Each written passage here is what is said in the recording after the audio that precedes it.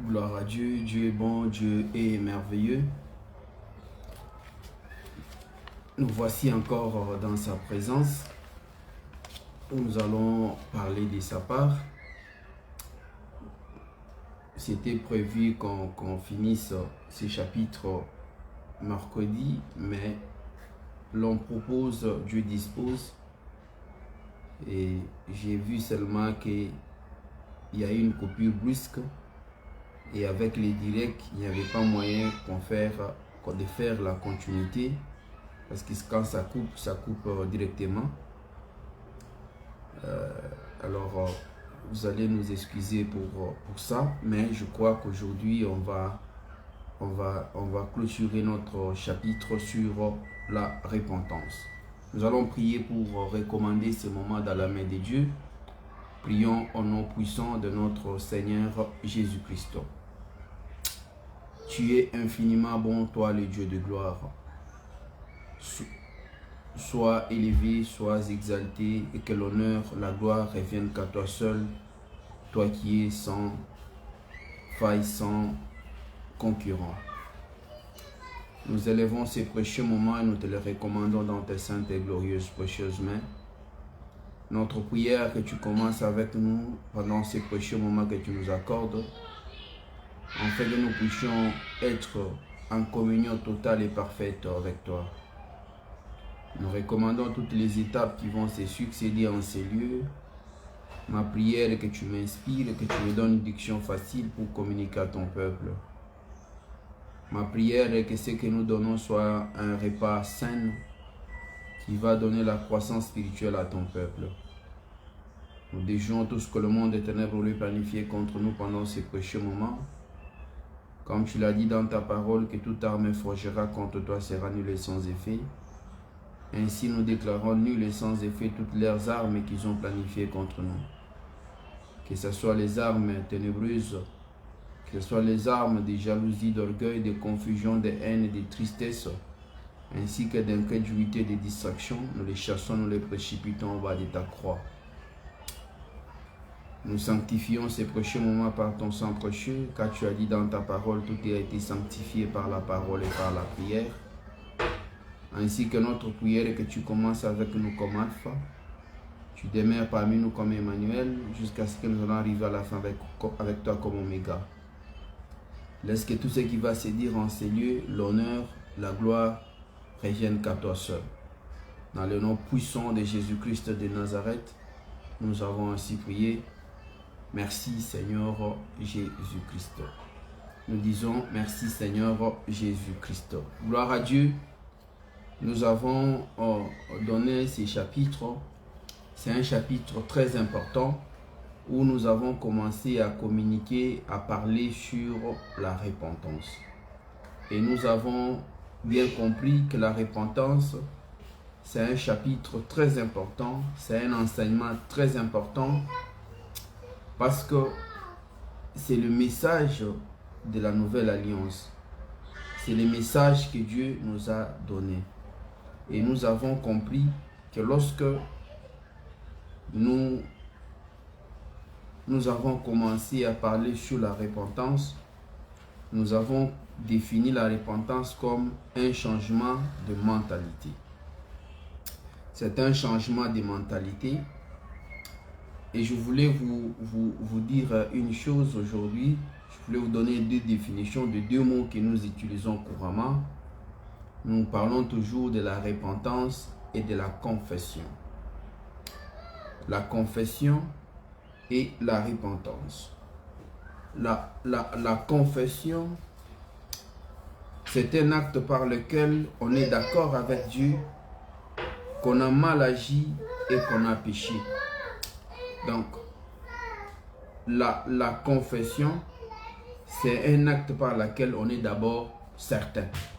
On est d'accord que j'ai fait du mal à Dieu. C'est une reconnaissance personnelle d'une personne par rapport à ce qu'il a fait de mal à Dieu. Et nous avons dit que lorsque nous faisons le mal ou nous péchons, premièrement, tout ce que nous faisons comme mal que ce soit contre un homme, que ce soit contre n'importe qui, ça touche d'abord premièrement Dieu. Voilà pourquoi ne crois pas que lorsque tu fais du mal à quelqu'un, tu le fais qu'à lui seul seulement. Non. Tu dois te mettre dans ta tête que chaque fois que tu fais un mal contre un homme, contre une femme, contre une personne, tu le fais d'abord premièrement à Dieu. C'est à Dieu d'abord que tu as lésé, c'est à Dieu d'abord que tu as fait du mal. C'est ce que nous avons dit. Et nous avons dit que la repentance, c'est un acte par lequel on prend la décision de ne plus commettre le péché.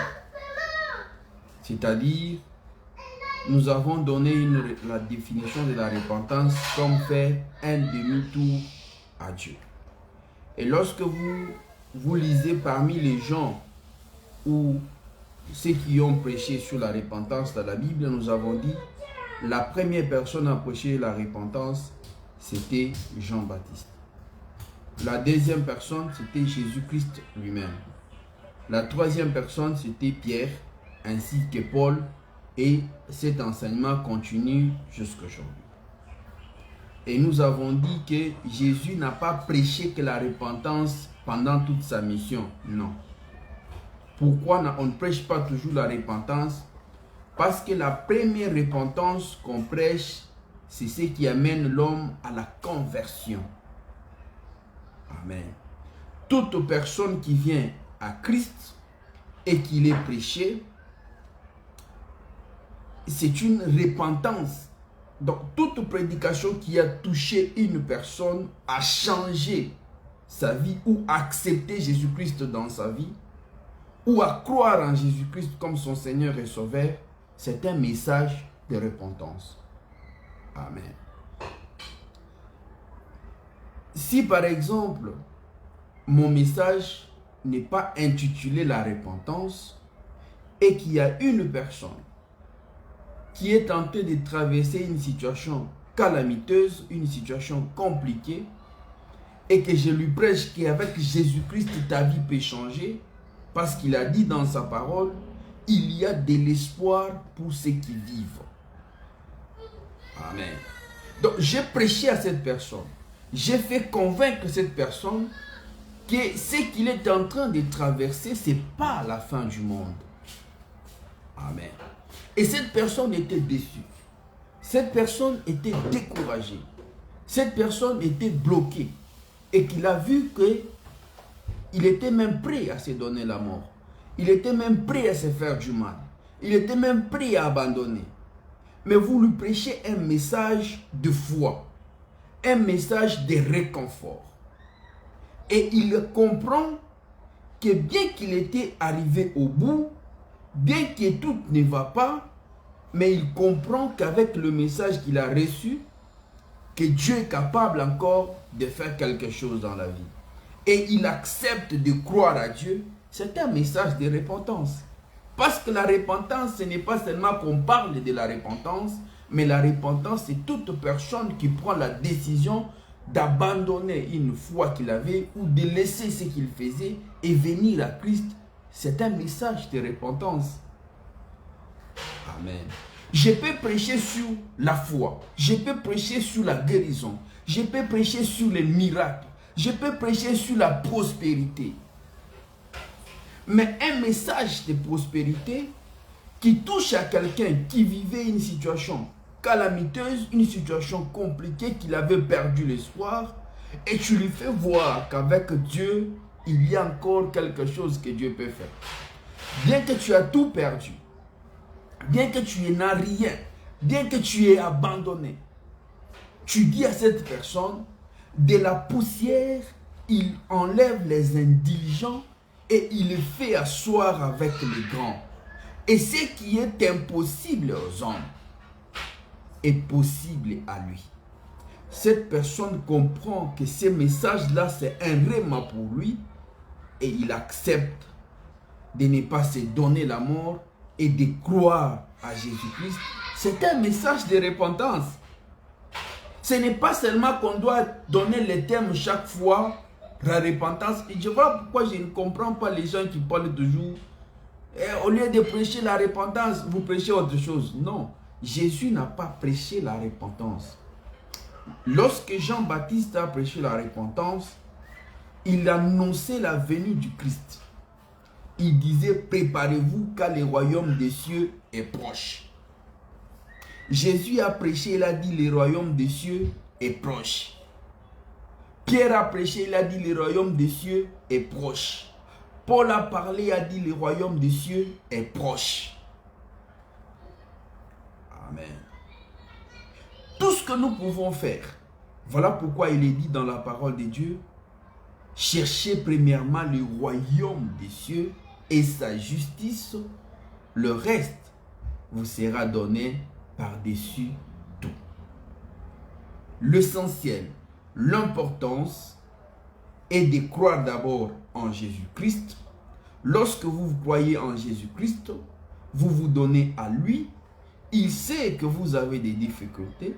Il sait que vous avez un problème de mariage. Il sait que vous avez un problème de voyage. Il sait que vous avez un problème d'emploi. Il sait que vous avez un problème de maternité. Il sait que vous avez des problèmes de maladie, ainsi de suite. Mais lorsque vous vous donnez à lui, automatiquement, tout ce que vous aviez comme problème, vous trouverez la solution en lui. Parce que lui, il est la solution à tous nos problèmes. Si vous donnez ces messages à quelqu'un qui avait perdu l'espoir, cette personne regagne l'espoir et il accepte de croire à ce Jésus-là. C'est un message de repentance. Amen. Donc aujourd'hui, nous allons comprendre, faire voir aux gens que lorsque vous réclamez le message de repentance, des fois vous ne comprenez pas ce que vous dites. Je ne sais pas si vous allez, chaque fois que vous venez à l'église, on commence à crier comme Jean-Baptiste, crier dans le désert. Répentez-vous, le royaume des cieux est proche. Amen. Et lorsque les gens venaient vers lui, on lui questionnait. Toi, tu nous appelles de venir, de nous préparer, le royaume des cieux est proche. Qu'est-ce que nous devons faire? Nous, les collecteurs d'impôts, nous, les militaires, nous, les voleurs, nous, les prostituées, nous, les ivrognes, nous, ainsi de suite. Chacun selon ce qu'il vit. Il pose maintenant la question à Dieu. Toi, tu m'appelles, tu as dit dans ta parole, venez à moi, vous tous qui êtes fatigués et chargés. Je vous donnerai du repos, car mon joug est léger. Amen. Et cette personne qui, selon sa situation, son problème, il accepte de donner sa vie à Jésus parce qu'il croit que Jésus peut encore restaurer sa vie. C'est un message de la repentance. Amen. Alléluia. Alléluia. La repentance, c'est un changement de mentalité. La repentance, c'est faire un retour à Dieu. Un demi-tour à Dieu. Accepter de revenir encore à Dieu. Quoi qu'on a fait mal, les gens ont tué Jésus. Les gens l'ont accusé faussement. Ils l'ont calomnié. Et après, Pierre a dit, repentez-vous. Vous qui avez fait mal à Dieu, vous qui avez crucifié Jésus à tort, il n'est pas mort, il est ressuscité. Repentez-vous. Laissez vos mauvais comportements, vos mauvaises vies là. Venez à lui. Car il est humble, doux, humble de cœur. Il a besoin de vous. Bien que vous lui avez fait du mal, il a encore besoin de vous. Et les gens ont eu des remords d'avoir fait du mal à Jésus. D'avoir crié tout haut, crucifiez-les. De l'avoir fait du mal. Ils ont compris que nous avons tué le Seigneur. Même les centeniers étaient là. Les centeniers, c'est quelqu'un qui a vécu ces choses. Le centenier a vécu la torture. C'est un spécialiste de torture. Il sait que lorsque vous torturez quelqu'un, il finira toujours par changer sa position ou avouer la vérité. Amen. Et le centenier était là pour voir la personne selon la torture qu'on lui avait soumise, en fait qu'il arrive à avouer la vérité ou à abandonner. Mais Jésus n'a pas abandonné. Le centenier a compris que non, nous sommes arrivés à la sommité de la torture. Il n'y a plus autre torture que nous pouvons faire. Parce que la torture a comme mission objectif de faire avouer la vérité à une personne à laquelle on a tenté de torturer. C'est-à-dire, par exemple, j'ai commis quelque chose, j'ai commis un vol, j'ai commis un crime, on m'arrête et j'ai dit que ce n'est pas moi. J'ai dû mentir ou je n'ai pas voulu dire la vérité. Et on amène quelqu'un pour me torturer. Lorsqu'on me torture, souvent lorsqu'on torture quelqu'un, il finit toujours par déclencher la vérité, dire non, laissez-moi, voici comment la chose s'était déroulée. C'était ça, c'était ça, c'était ça. C'est moi qui ai tué, c'est moi qui ai volé. Alors, lorsqu'on a la vérité, on laisse la personne. On comprend que la personne a dit la vérité, ou soit on le sanctionne maintenant en le mettant en prison, ou on fait autre chose. Amen. Et c'était le cas de Jésus. Jésus, on l'a torturé parce qu'on ne voulait pas qu'il dise qu'il était Dieu. On ne voulait pas qu'il dise qu'il était le Fils de Dieu. On ne voulait pas qu'il dise qu'il était le roi des rois. Et lorsque le centenier a regardé, il a compris. J'ai torturé les gens. Mais cet homme, de la manière dont on l'a torturé et qui n'a pas changé la position, il n'est pas normal. Il n'est pas un homme ordinaire.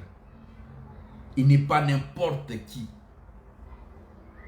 Il a cru en Jésus. Amen. Ça, c'est le réman que je vous ai donné ce soir. Que Dieu vous bénisse. Nous avons compris que la repentance, c'est le changement.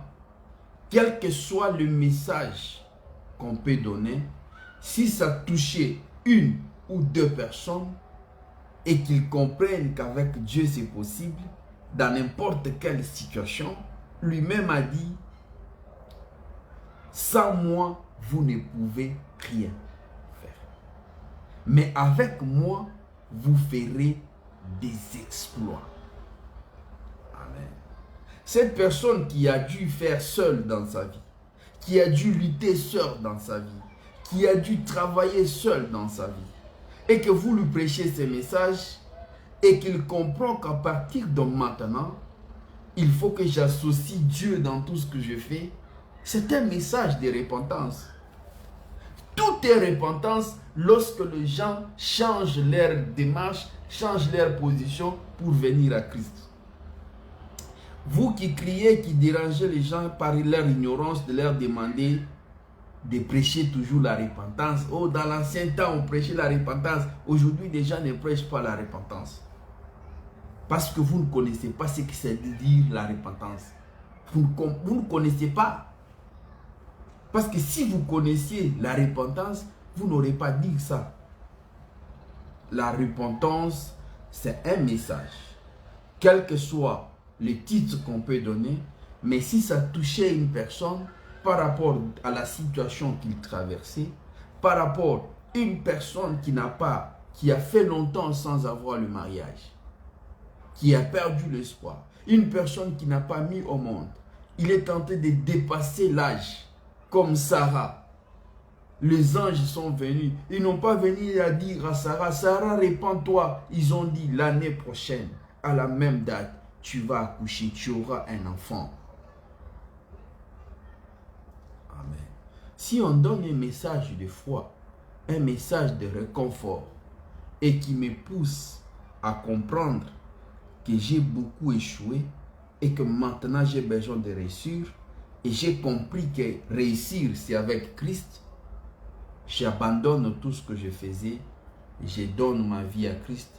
C'est un message de repentance, mes frères et sœurs. C'est un message de repentance. Peu importe les titres que les serviteurs de Dieu avaient donnés, parce que l'objectif principal de tout message est que les gens croient que Jésus est capable de tout dans leur vie si il s'est donné à lui. La première des choses, c'est venir à Christ tel que tu es. Voleur, viens à Christ. Impudique, viens à Christ. Drogué, viens à Christ. Quel que soit ce que tu fais, viens d'abord à Christ. Une fois que tu te donnes à Christ, c'est le travail qui va commencer en toi. Et chaque fois, tu vas commencer à comprendre que lorsqu'on parle sur les péchés et que tu te retrouves dans ces péchés, tu te répands et ça devient la repentance pour nos péchés. Première repentance, nous avons dit, c'est la repentance que nous acceptions Seigneur Jésus-Christ comme Seigneur et Sauveur dans la vie. Amen. Pousser les gens à accepter Seigneur Jésus-Christ comme Seigneur et Sauveur dans leur vie, c'est le message de la repentance. Quelqu'un qui est malade, qui a changé les médecins comme la femme qui coulait le sang pendant 12 ans. Et cette femme-là a compris que l'argent ne guérit pas. Le médecin de ce monde ne guérit pas. Elle a fait un demi-tour. Elle est allée vers Jésus. Lorsqu'elle est arrivée vers Jésus, elle a compris. Elle a pris la décision de toucher Jésus. Et lorsqu'elle a touché Jésus, elle a reçu sa guérison. Bien que la Bible ne nous a pas dit la continuité de cette femme-là, mais j'ose croire que cette femme, toute sa vie, elle s'est donnée à Christ. Elle a compris, si j'ai maintenant de la valeur aux yeux des gens, c'est à cause de cet homme. Amen. La repentance, c'est laisser tout ce qu'on pouvait faire. Nous avons parlé de l'humilité et nous avons dit que l'humilité, c'est une vertu par laquelle l'homme reconnaît que seul je suis nul, seul je suis incapable, seul je suis incompétent, seul je suis que du poussière, de la terre, l'argile. Mais lui, en moi, je suis une personne humaine. J'ai de la valeur aux yeux. Je peux avoir quelque chose. C'est en Jésus qu'on a l'espoir de gagner tout ce qu'on a déjà perdu. Gloire à Dieu. Nous sommes presque à la fin. Ce message ici, c'est un message très important. Toi qui m'as écouté, dites aux gens, peu importe les titres qu'on peut donner ou les thèmes qu'on peut donner à un message, parce que l'objectif de tout message est premièrement une bonne nouvelle. La bonne nouvelle, c'est dire à quelqu'un qui était dans une situation compliquée que ta situation va changer. La bonne nouvelle, c'est dire à quelqu'un qui avait perdu l'espoir, qui garde encore l'espoir. Dieu peut changer. Il appelle à l'existence ce qui n'existe pas. Il rend facile ce qui était difficile. Il donne à ceux qui demandent. Il se fait voir à ceux qui les cherchent. Il est la seule porte à laquelle on peut frapper et elle nous ouvre. Lorsque vous frappez à la porte de Jésus, il ouvre sa porte. Amen.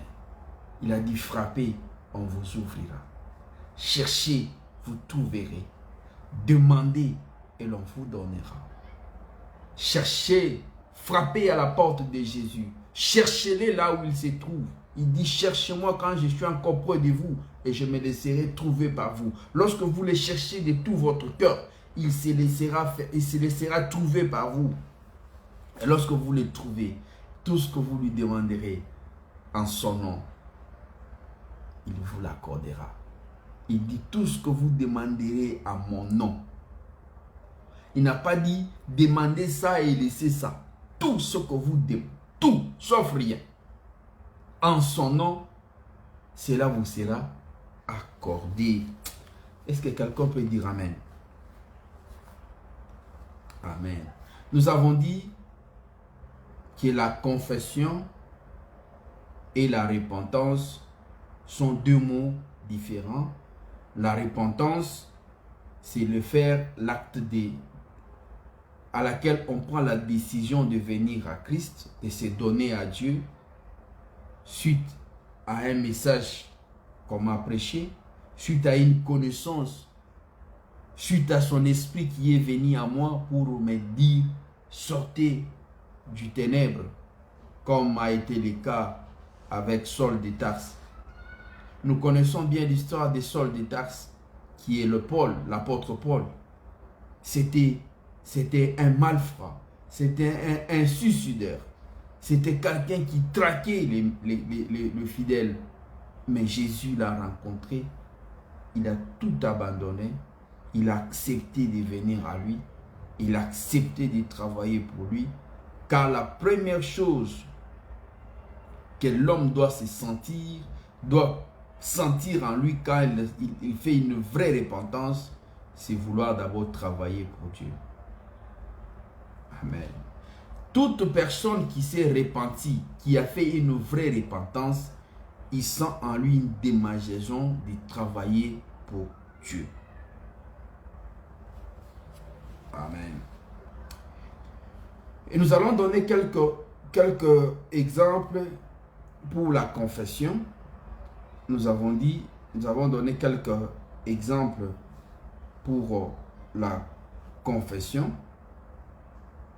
Nous avons dit, premièrement, vous devez reconnaître vos péchés. La reconnaissance de vos péchés. Deuxièmement, nous allons ce qu'on appelle avouer les péchés en le citant par leur nom. Vous allez avouer les péchés en les citant par leur nom. Lorsque nous lisons dans les livres des psaumes, psaume 51, verset 5 à 6 ou 5. Psaume 51, verset 5 nous dit ceci. C'est David, le roi David qui dit: je t'ai fait connaître mon péché, je ne t'ai point caché mon iniquité. J'ai dit, j'avouerai mes transgressions à l'Éternel, et tu as effacé la peine de mon péché. Amen. Nous connaissons bien le roi David. C'est l'homme selon le cœur de Dieu. C'est l'homme qui a aussi fait du mal. Amen. Amen. Ne condamne pas une personne par rapport à ce qu'il fait.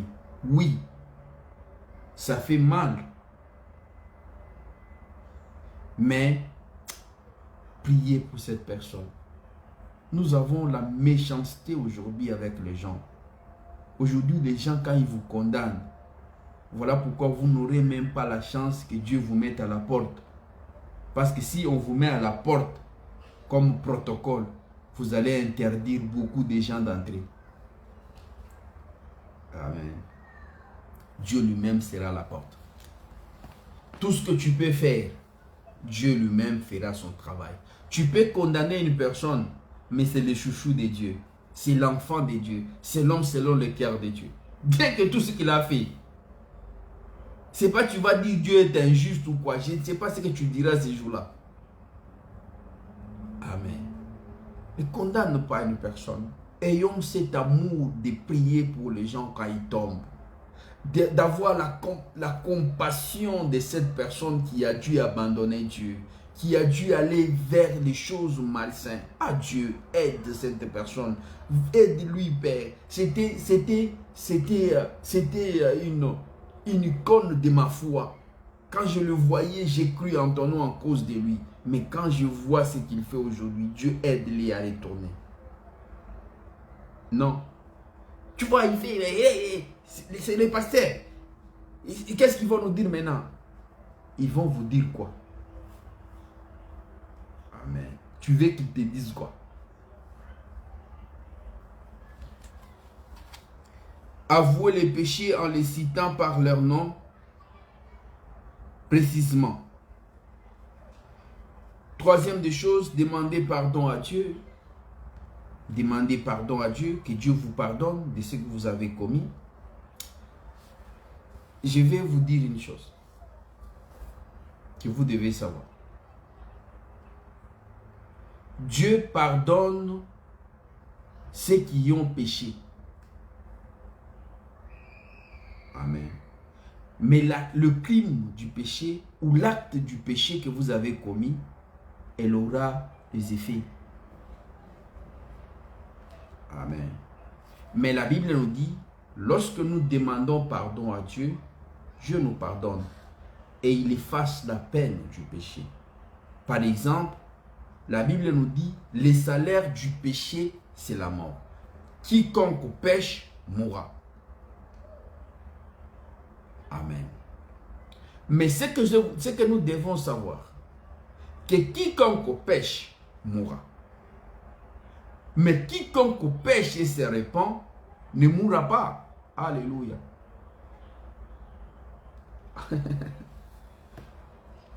Maintenant, quand quelqu'un meurt, c'est-à-dire il a péché, il y a une chose que nous devons savoir. Et que chaque fois que nous parlons de Dieu, nous devons avoir l'oreille spirituelle de comprendre Dieu. Amen. Lorsque vous vous repentez suite à un péché que vous avez commis, à une mauvaise vie que vous avez commise, et que vous revenez à Christ, vous demandez pardon, il vous pardonne. Vous confessez ces péchés, il vous pardonne. La Bible dit, il vous pardonne. Il est juste pour vous les pardonner. C'est-à-dire, Dieu vous pardonne et vous purifie de toute iniquité. C'est-à-dire, il enlève même la peine, la condamnation sur vous. Il enlève, il efface. Amen. Cette personne ne mourra pas? Non, cette personne mourra. Lorsque j'ai dit cette personne mourra, je suis en train de parler de la mort physique. Amen. La mort physique, cette personne mourra. Mais la deuxième mort, qui est la mort spirituelle, cette personne, bien qu'il est mort physiquement, spirituellement, il n'est pas mort, car Dieu est en lui. Toute personne qui a Dieu en lui, il n'est pas mort. Jésus est allé voir quelqu'un qui était mort. Il a dit non, il n'est pas mort. Vous avez constaté qu'il est mort, mais il n'est pas mort. Il dort. Je vais vous surprendre. Si Jésus a pleuré suite à Lazare, lorsqu'il est venu au deuil de Lazare, il a pleuré à la mort de Lazare parce qu'il avait compris que Jésus n'était pas en lui, parce que Dieu n'était pas en Lazare. Voilà pourquoi il a pleuré et lui a accordé la grâce pour qu'il revienne et accepter Dieu, pour qu'il meure. Et lorsqu'il mourra d'une mort physique, mais que Dieu soit en lui. Voilà pourquoi j'ai dit aux gens, tu mourras, mais tu ne mourras pas. Même si tu meurs, tu ne mourras pas. Même si tu meurs, tu ne mourras pas. C'est-à-dire, toute personne qui a Dieu en lui, il n'est pas mort. Lorsque on le pleure, lui, il est dans la joie, il est dans le repos. Amen. Nous avons constaté la mort physique, mais la mort spirituelle, il n'est pas mort. Il est vivant, il est dans le lieu de repos. il attend la fin du monde, l'avènement du Christ. Amen. Si tu as Dieu, tu mourras, mais tu ne mourras pas. Alléluia. Demandez pardon à Dieu de tout ce que vous avez commis. Prendre la décision devant Dieu d'abandonner les péchés confessés. Amen. Prendre la décision d'abandonner les péchés confessés. J'ai confessé que je suis voleur. J'ai demandé à Dieu de me pardonner. Et je prends la décision, à partir d'aujourd'hui, je ne volerai plus. Amen. J'ai commis l'impudicité. J'ai demandé, j'ai avoué à Dieu, Dieu, j'ai commis l'impudicité, pardonne-moi. Dieu t'a pardonné. Et il faut prendre maintenant la décision de ne plus commettre l'impudicité. Gloire à Dieu. J'avais dit, lorsque nous demandons pardon à Dieu, il est dit dans la parole de Dieu, dans le livre des Hébreux chapitre 9, verset 22, je crois, il n'y a point le pardon du péché sans effusion du sang. Il n'y a point le pardon du péché sans effusion du sang. Et lorsque nous rentrons dans l'ancienne alliance, dans l'Ancien Testament, cette loi a existé. Mais avant la nouvelle alliance, les gens amenaient, tu pêches, tu vas amener un animal et on va immoler cet animal, on va verser le sang et ton pardon sera exaucé.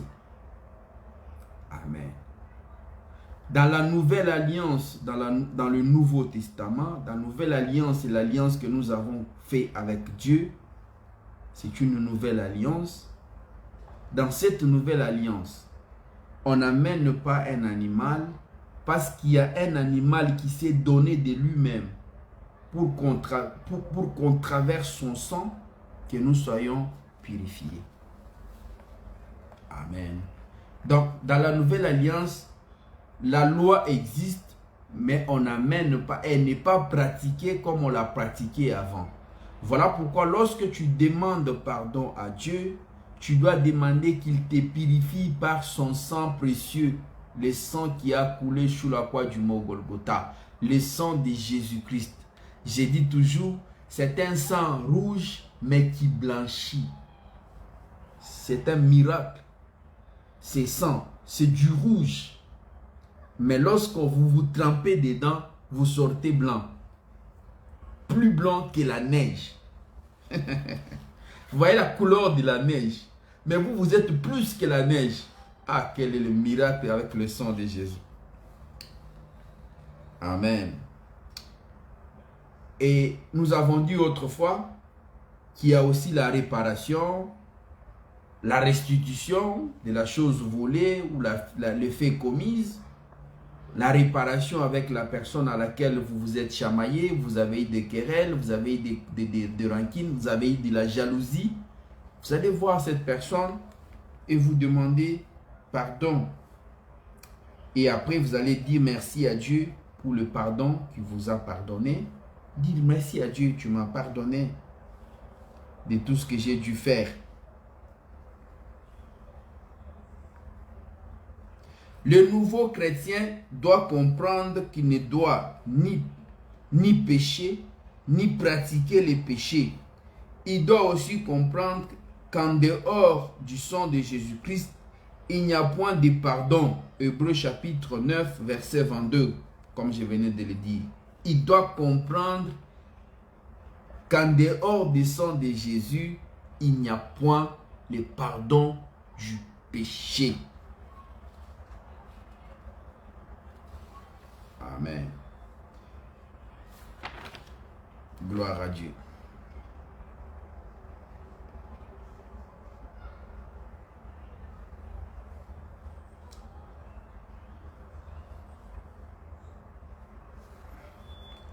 Il y a quelque part où je devais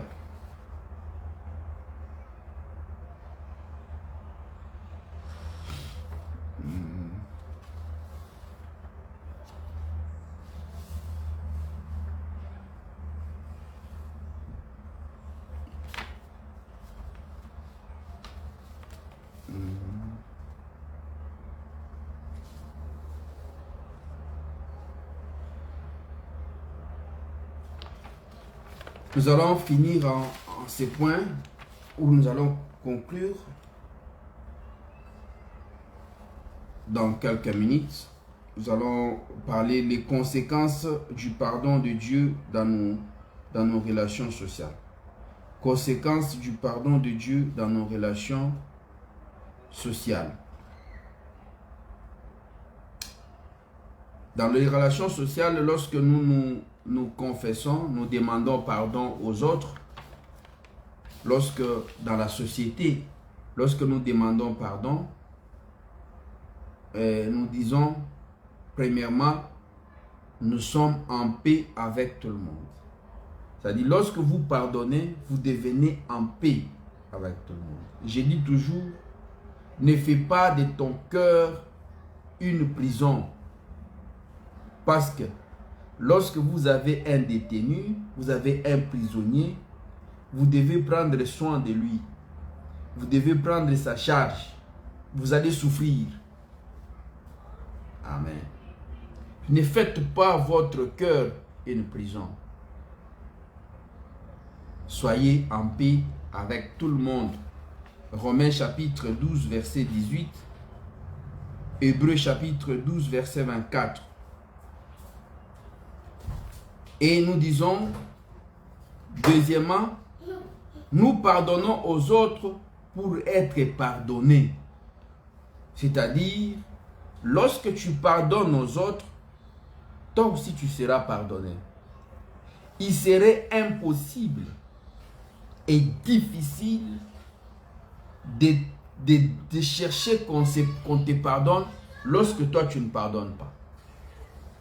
Il y a les gens qui n'aiment pas pardonner, mais ils sont prêts à demander pardon quand il faut du mal. Amen. Deuxièmement, nous devons demander pardon aux autres pour que nous soyons aussi à notre tour pardonnés, parce que nous sommes tous des humains.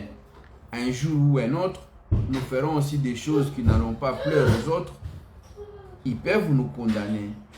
Mais lorsque vous avez l'habitude de pardonner, vous serez aussi pardonné facilement. Et troisièmement, nous pardonnons sans cesse, quelle que soit la gravité de faute. Amen. Quelle que soit la gravité des fautes, pardonnez sans cesse. Lorsque la personne semble être en froid, nous allons au-devant d'elle. Nous cherchons la réconciliation. Je vous donne la différence entre un chrétien converti, un chrétien repenti et un chrétien faux repenti. Lorsque vous avez un problème avec quelqu'un, n'attendez pas que lui seulement vienne parce que c'est lui qui t'a fait du mal. Il faut se surmonter pour aller vers la personne, dire à cette personne, je ne suis pas content de la situation dont nous traversons. Retournons dans notre relation ou ayons la paix entre nous. Amen. Cherchez d'abord la réconciliation. Réconciliez-vous avec cette personne. Ça va vous faire énormément du bien.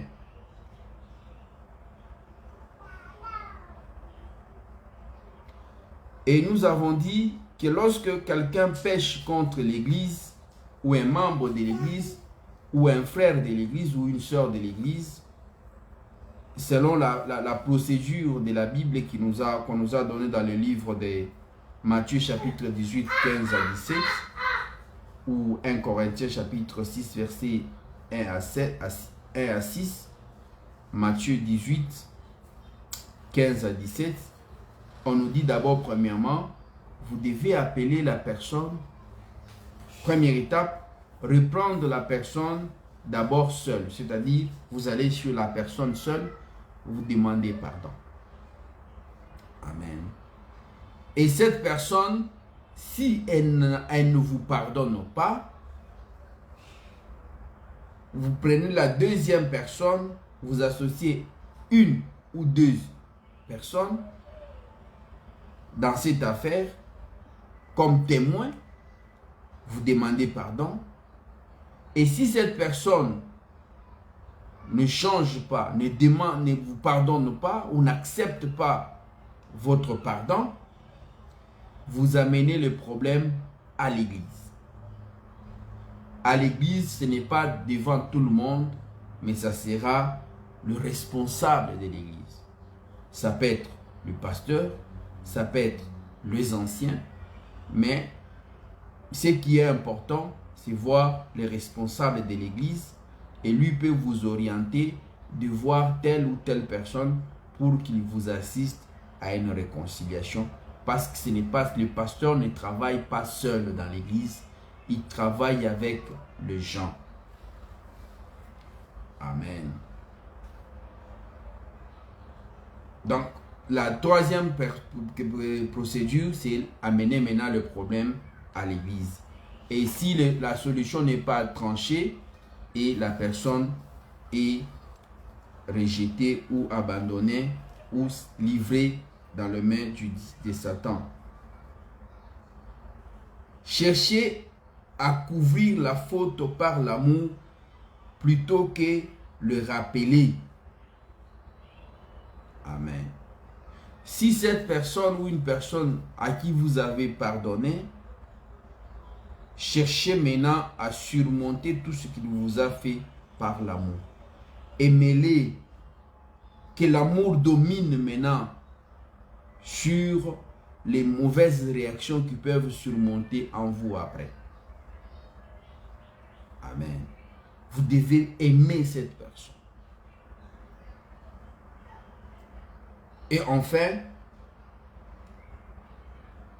aimer nos ennemis, bénir ceux qui nous bénissent, qui nous maudissent, faire du bien à ceux qui nous haïssent, prier pour ceux qui nous maltraitent et qui nous persécutent. Amen. Ça, c'est une recommandation de notre Seigneur Jésus-Christ, notre Dieu, qui nous a amené à l'épreuve finale pour savoir réellement si nous avons fait une véritable repentance. Celui qui a fait une vraie repentance, il prie pour ses ennemis. Les gens qui l'ont fait du mal, il prie pour eux. Il les bénit. Il souhaite du bien pour eux. Il intercède pour eux. Amen.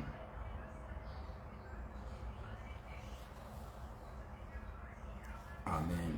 Donc, nous avons fini par là, parce qu'il est déjà temps, on a dépassé quelques minutes, 4 minutes. Nous avons clore avec notre thème ou notre chapitre sur la repentance. C'est que nous devons savoir que nous n'avons pas dit tout.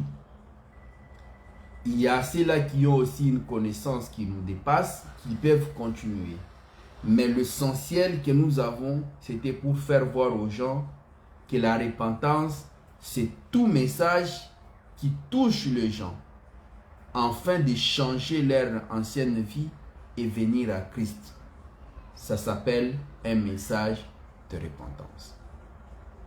Ça peut être un message de repentance pour 2 ou 3 personnes, mais pour une autre, ce n'était pas un message de repentance, c'était un message d'encouragement. C'était un message de guérison.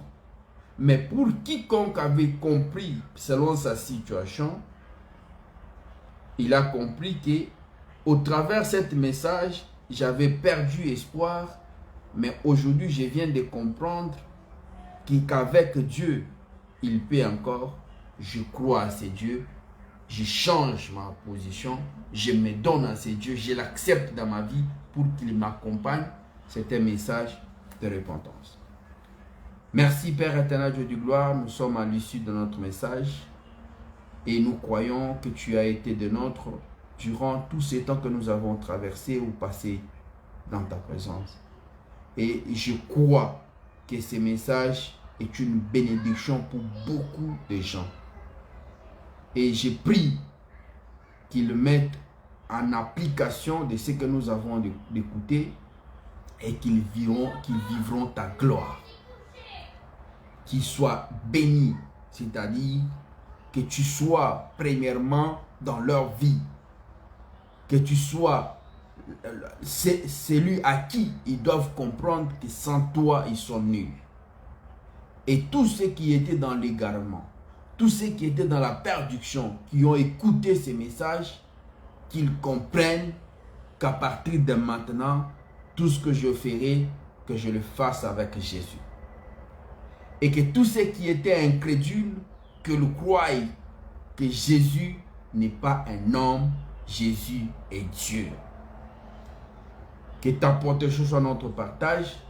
Nous recommandons encore les enseignements que nous allons donner. Bénis-nous encore pendant ce week-end. Donne-nous ce que nous devons commencer à donner, car lundi, nous aurons un message à donner. Que tout ce qui s'est dit, du début jusqu'à la fin, l'honneur et la gloire reviennent qu'à toi seul. Dans le nom puissant et glorieux de ton Fils unique, Jésus-Christ de Nazareth, nous avons ainsi prié. Gloire et louange à toi, Seigneur Jésus-Christ. Gloire à Dieu, nous sommes à la fin. Que Dieu nous bénisse infiniment. Rendez-vous lundi avec un autre chapitre. Que Dieu nous bénisse.